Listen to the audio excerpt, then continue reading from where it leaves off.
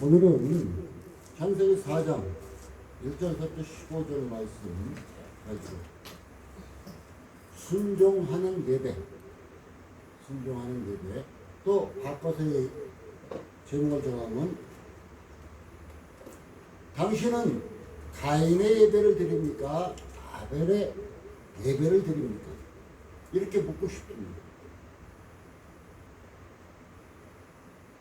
진짜 교회 안에 나와서 가인의 예배를 드리는 사람이 있고 아벨의 예배를 드리는 사람이 있습니다.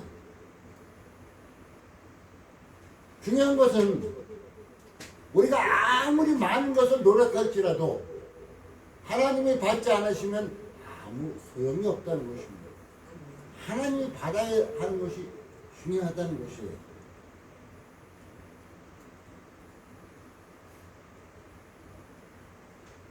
저는 어느 한 분의 얘기를 듣고 깜짝 놀란 적이 있습니다.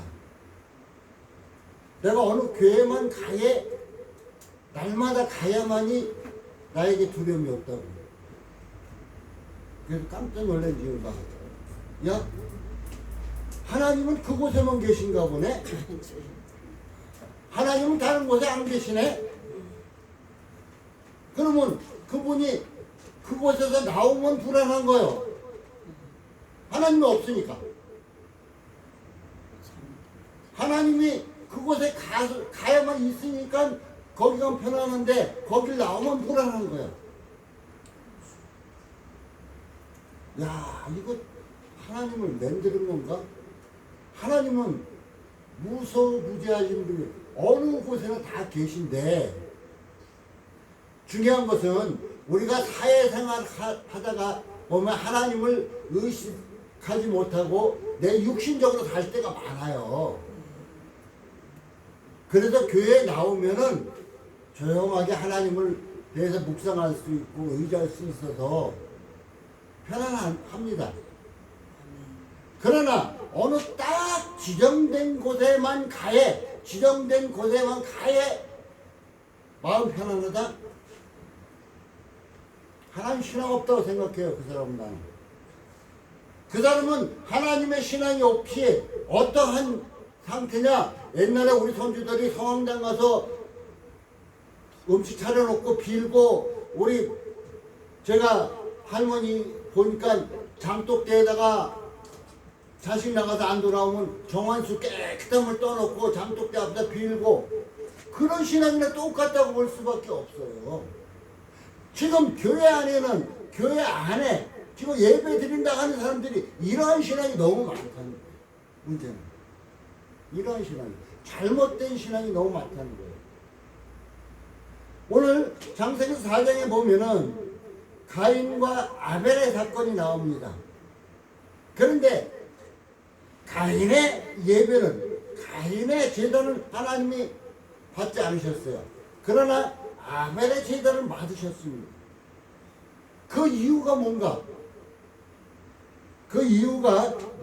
하는 것을 성경을 통해서 우리가 찾아보면서 내 자신은 가인과 똑같은 예배를 드리고 있지는 않은가, 아니면 하나님 기뻐 받으시는 아벨의 제단을 드리고 있는가 한번 살펴보시고, 잘못된 예배를 드리고 있다면 이 시간 하나님 말씀을 듣고 깨우쳐서 하나님이 기뻐하시는 예배를 드릴 수 있는 이런 상태가 되시길 바라겠습니다. 진짜 하나님 받지 않으면 아무 소용 없어요. 우리가 억만금을 갖다 준다 할지라도, 내 몸을 불사르고 모든 걸 내어준다 할지라도 하나님이 받지 않으시면 아무 소용이 없다는 것입니다. 이것이 그만큼 중요한 것이에요. 예배는 참으로 중요합니다. 하나님은 우리가 회개할 때 받아주신다는 거예요. 하나님 앞에 나올 때 회개하는 자세로 나와야 된다는 거예요. 그래야 받아주신다는 것입니다.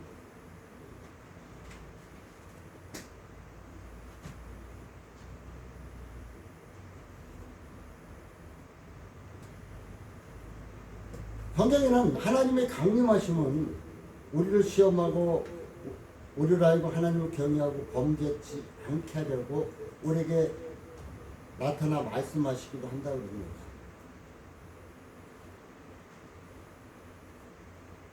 우리를 지키고 죄에서 떠나게 하는 것은 하나님을 경외하는 마음이 있을 때 이루어집니다. 내가 하나님을 생각하는 마음이 전혀 없으면은 나도 모르게 죄 가운데 빠질 수밖에 없어요. 특히 거짓말.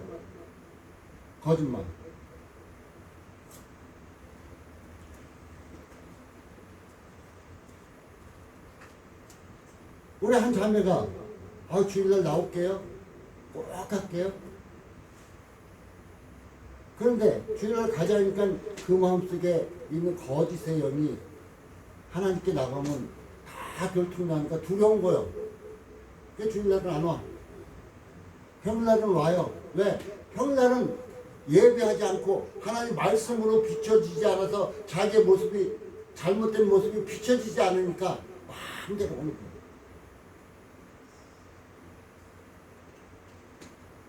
우리 자신이 내가 목사인 나부터 죄 가운데 떠나는 삶을 살기 위해서는 하나님을 경외하는 마음, 이 마음이 있을 때 죄 가운데 떠나 살 수 있습니다. 가인과 아벨은 똑같이 하나님을 섬기는 집에서 자랐어요. 아담은 하나님께 말씀을 받은 자이기도 합니다. 하나님과 동행한 자이기도 합니다. 하나님과 늘 교제하던 자이기도 했습니다. 그런 집에서 자라났습니다.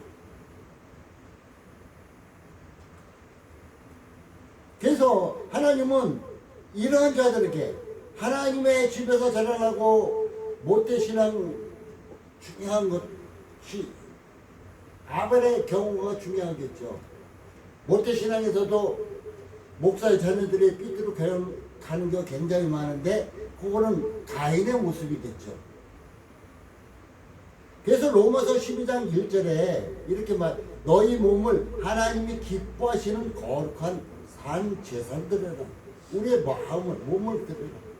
이는 너희의 드릴 영적 예배니라고 얘기해 주고 있습니다.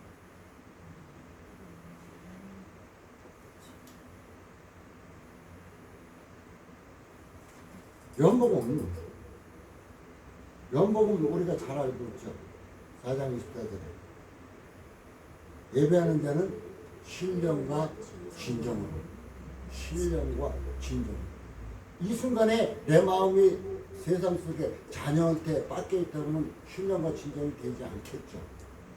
그리고 그것을 헬라어상으로 바꾸면 성령 안에서 진리로, 성령 안에서 말씀으로 예배드려라 얘기해요.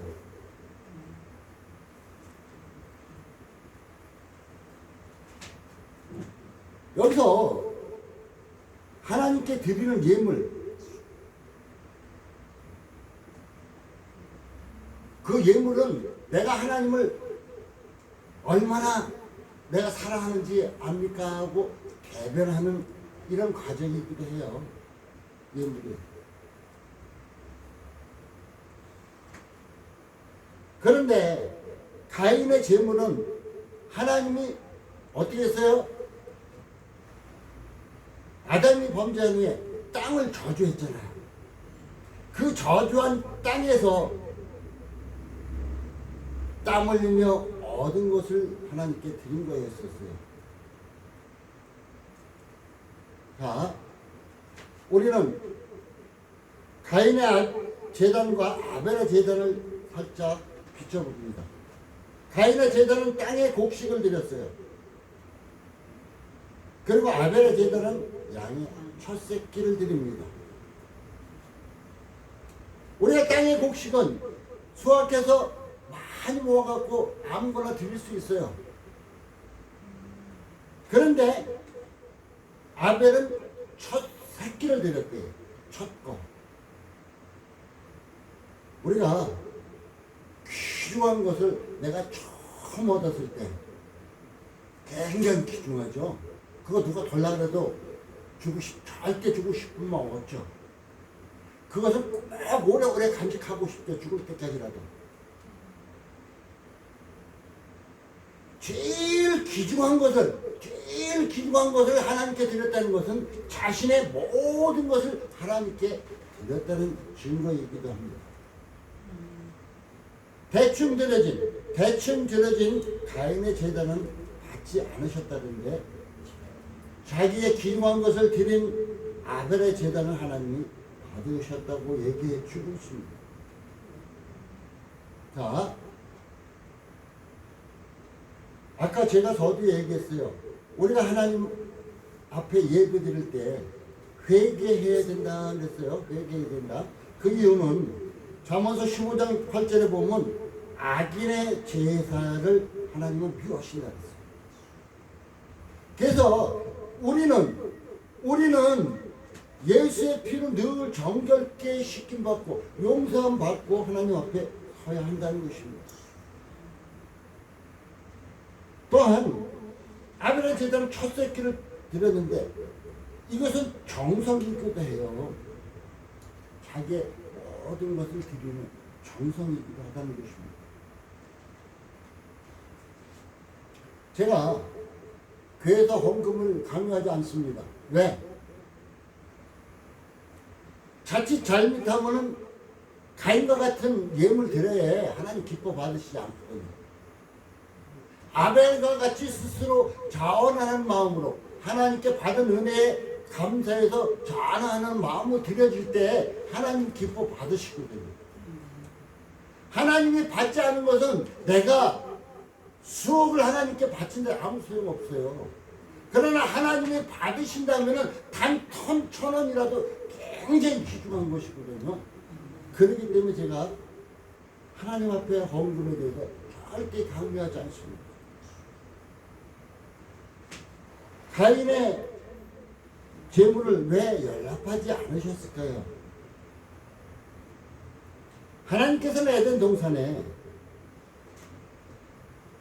이제 아담을 세우셨고 영광과 존귀의 관으로 그들을 세워주셨습니다.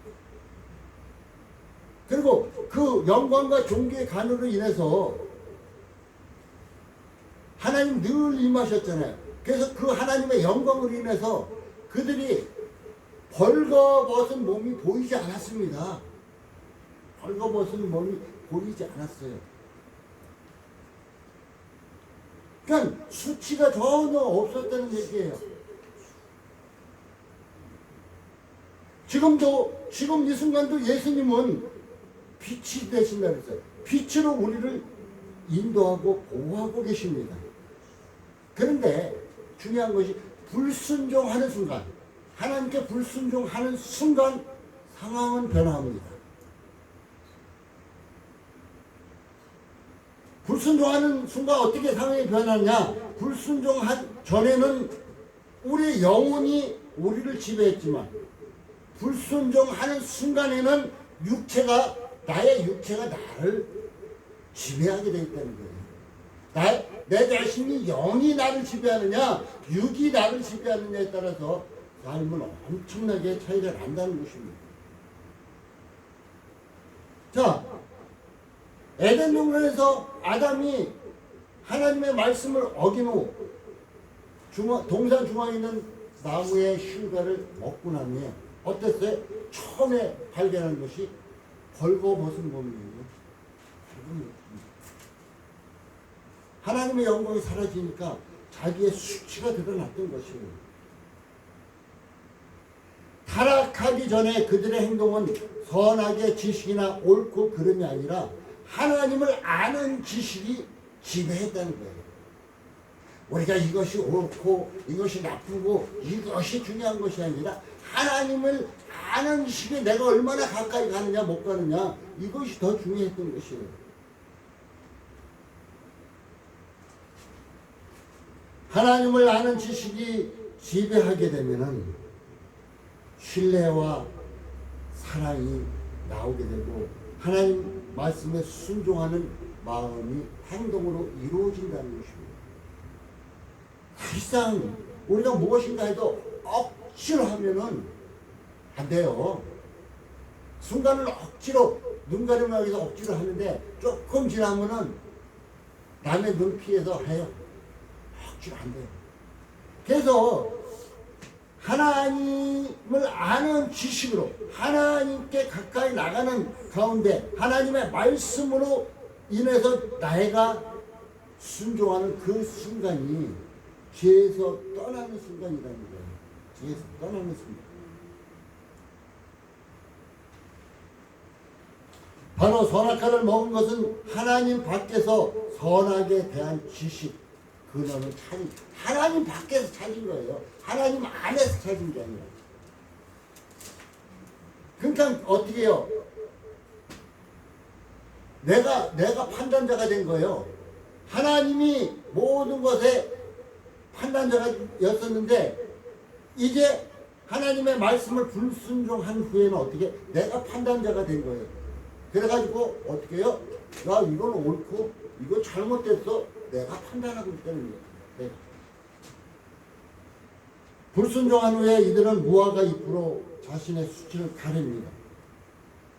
그들은 자기들 보기에 옳은 대로 행했습니다. 내가 보기에 옳은 대로 행한 거예요.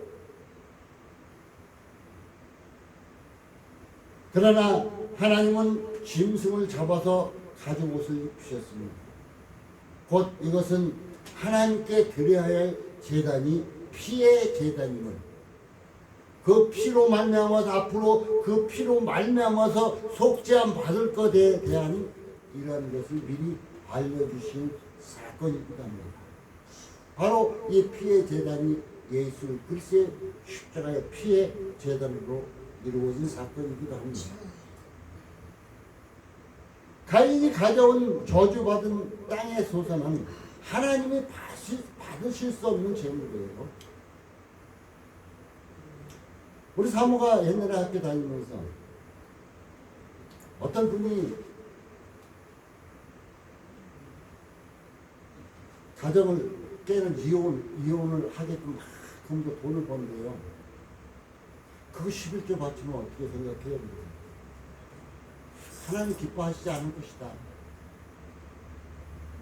하나님이 남의 가정을 깨면서 남을 속이면서 이렇게 하는 거 하나님이 그 재물 수백만 원 수천만 원 갖다 줘도 기뻐하시지 않을 것이다 그랬어요. 우리 하나님은 우리가 옳은 대로 수고하고 땀 흘려서 이렇게 하나님께 드리는 것, 이것은 기뻐 받으시지만 남의 눈에서 피눈물을 흘리기 위해서 얻은 대가는 하나님 받으시지 않을 것이다 얘기했습니다. 바로 하나님이 받으실 수 없는 재물이 뭐냐면 내 방식대로 아이 목사님 뭐라 그러건 아이 성경에서 뭐라 그러건 난 상관없어. 내 방식대로 하나님 섬길 거야.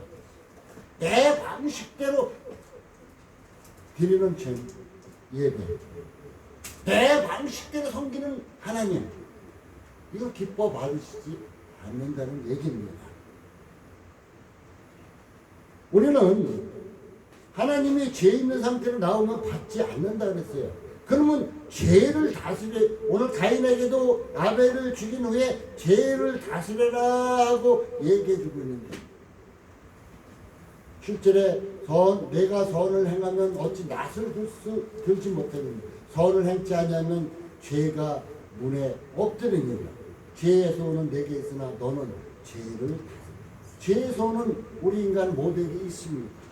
근데 죄를 다스리래요. 다스리래.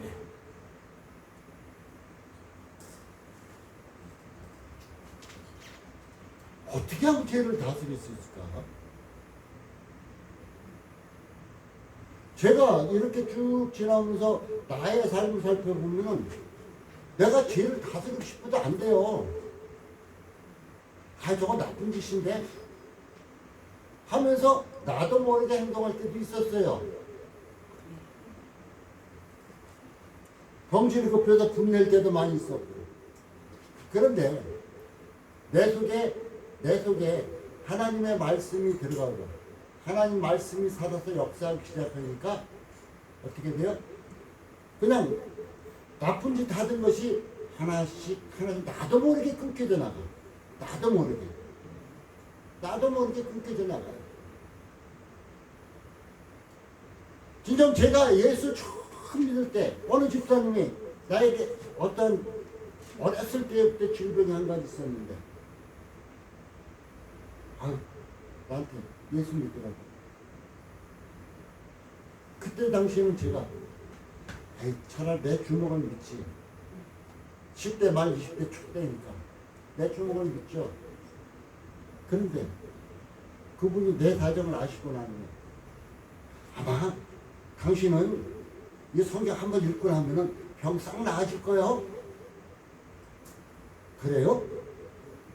그때 당시에 제가 불교의 법전 이렇게 두꺼운 거 몇 권을 읽었었어요. 근데 그거 생각하면 성격은 얇아.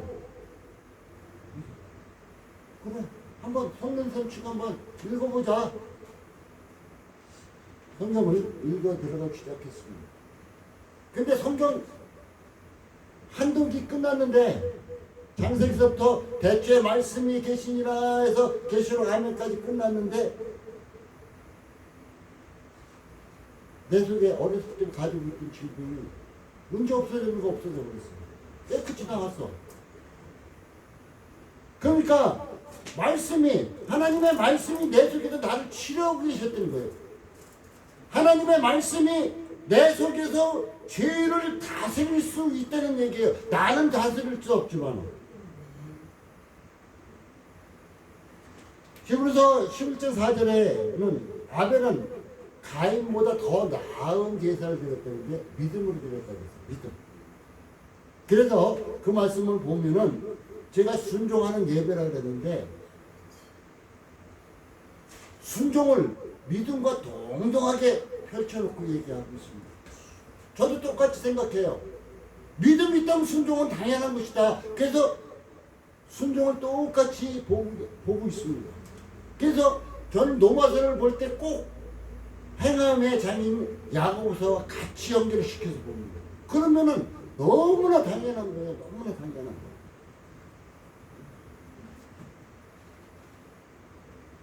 참 믿음은 순종과 동등합니다. 우리는 순종을 기초로 한 믿음을 가지고 있어야 한다는 것입니다. 분노는 언제 나올까요? 교만에서 나온다고요. 그래서 신약성경에 교만은 패망의 선봉이라고 잠언서 있죠. 신약성경에도 교만에 대해서 막 질책하는데 교만은 패망의 선봉. 그렇구나. 교만하기 시작하니까 거기서부터 시작되는구나. 자, 가인과 그 5절에 보면 가인과 그 재물을 연락하지 아니하신지라 가인이 심히 분하여 안색이 변하니 심히 분하여 이 분노는 교만에 하나님 내 거 농사 1년 내내 잘 이루는 내가 하나님께 드렸는데 왜 안 받으세요? 우리는 이렇잖아요. 내가 사람들을 내가 이렇게 했는데 너 왜 그러는데 하고 얘기하죠. 자기 자신의 잘못된 모습을 바라보지 않고 그냥 지금 당장 모습만 막 떠듭니다. 가인의 모습이 이런 모습이었었습니다. 교만은 자신의 뜻을 고수하기, 자기의 뜻만 펼치기 위해서 하나님의 뜻을 밀어내는 거예요. 그래서 교만은 패망의 선봉이고 교만은 우리가 멸망길 가게 되어 있습니다. 그래서 하나님 앞에 절대로 교만하면 안 돼요. 벼는 익을수록 어떻게 될까요? 지금 이제 조금 있으면 벼가 꼿꼿하게 서 있는데 조금 있으면 꽃이 피겠죠.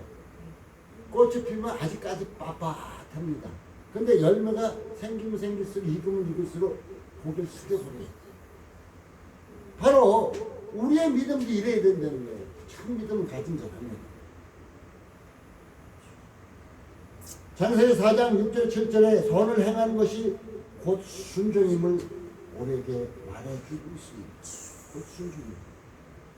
하나님은 죄사보다 순종을 안 하신다고 사무엘상 15장 22절 23절 가울 왕이 절반만 순종했을 때 그렇게 말하고 있습니다. 우리는 그래서 내가 나의 삶을 저는 예배를 꼭 주일날 드리는 이 예배가 다 아니라고 얘기를 해요. 우리 삶에서 하나님께 순종하는 그 자체가 하나님 기뻐 받으시는 거니까 그것 자체가 예배다. 하나님이 기뻐 받으시는 그 자체가 예배라는 얘기예요. 여기 와서 1시간 동안 있으면서 하나님이 받지 않으시면 그건 아무것도 아니잖아요. 하나님이 받으시는 그 자체가 예배라는 것입니다. 이사야서 66장에도 그런 말씀이 잘 드려져 주고 있습니다. 하나님께 제사를 드렸지만 하나님께 귀 기울지도 않고 순종하지도 않았다고 얘기해 주고 있습니다. 하나님께 예배 드리면은 하나님께 귀 기울여야 되겠죠. 하나님께 귀 기울이고 말씀을 듣고 나면 순종해야 되겠죠. 이것이 순종이 최고의 예배다. 순종이 최고의 예배다. 이렇게 말하고 싶습니다.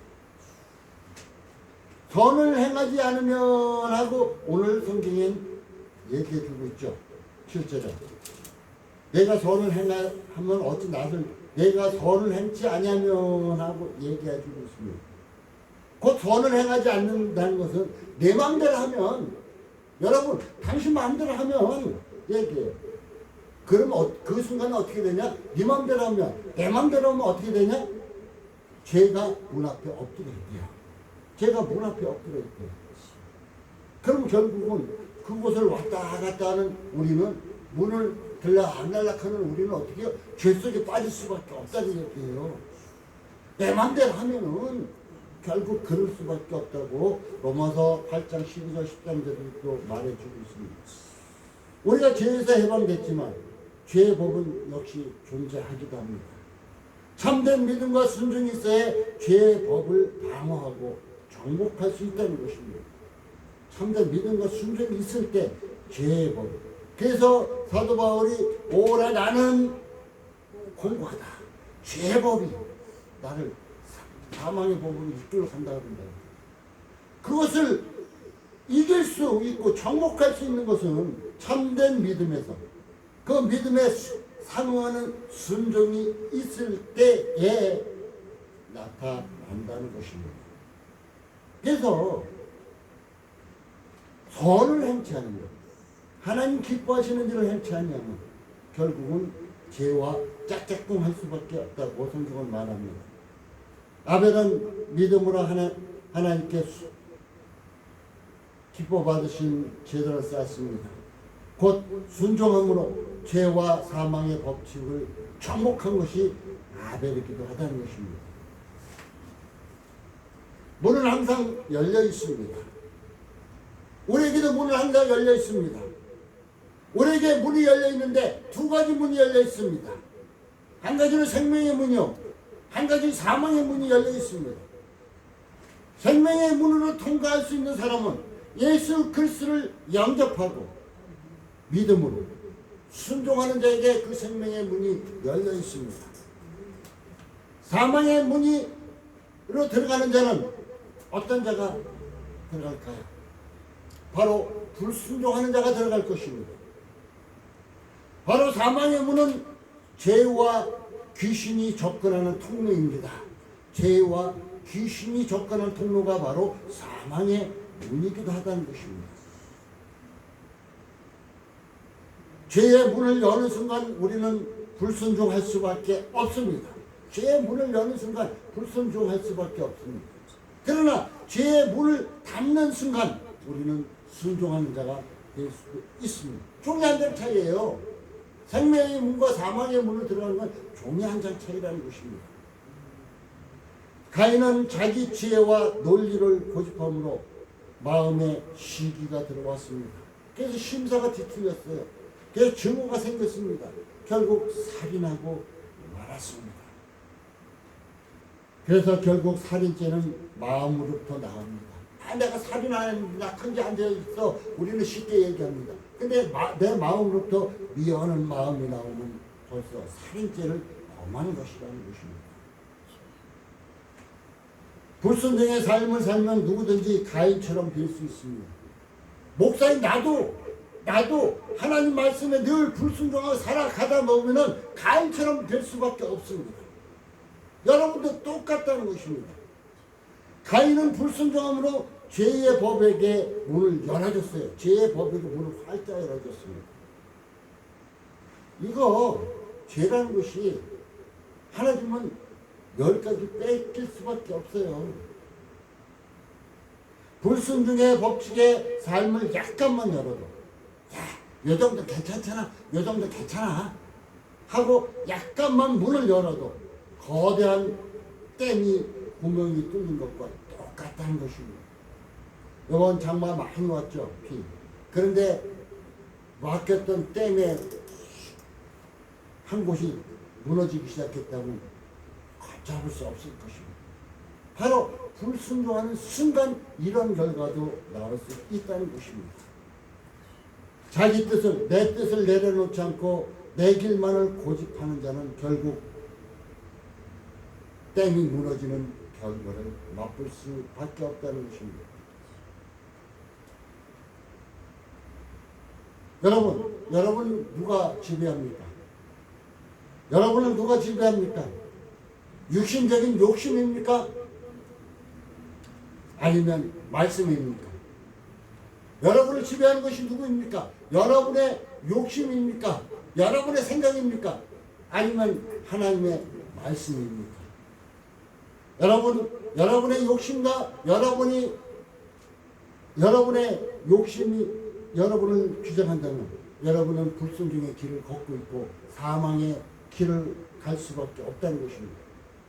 그렇지만 여러분에게 하나님의 말씀이 주장하고 하나님의 말씀이 여러분을 주장하고 하나님께 순종하기를 기뻐하는 삶을 산다면 여러분에게는 생명의 문이 활짝 열려 있을 것입니다.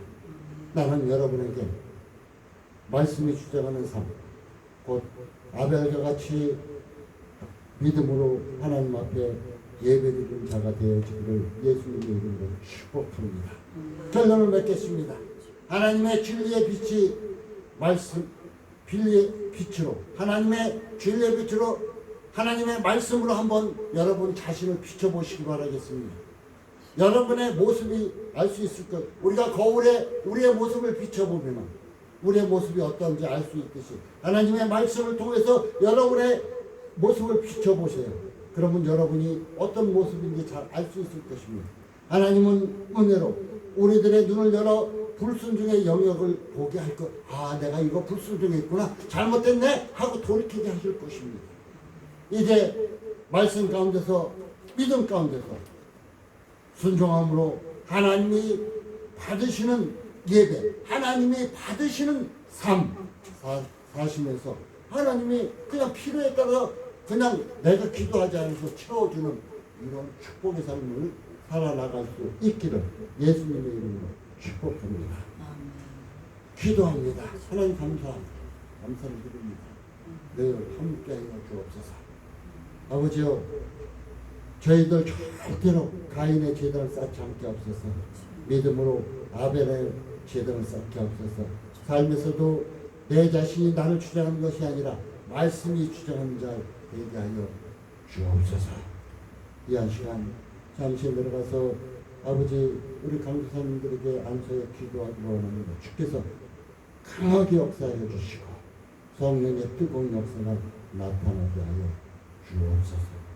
감사합니다. 예수님의 이름으로 간절히 기도합니다.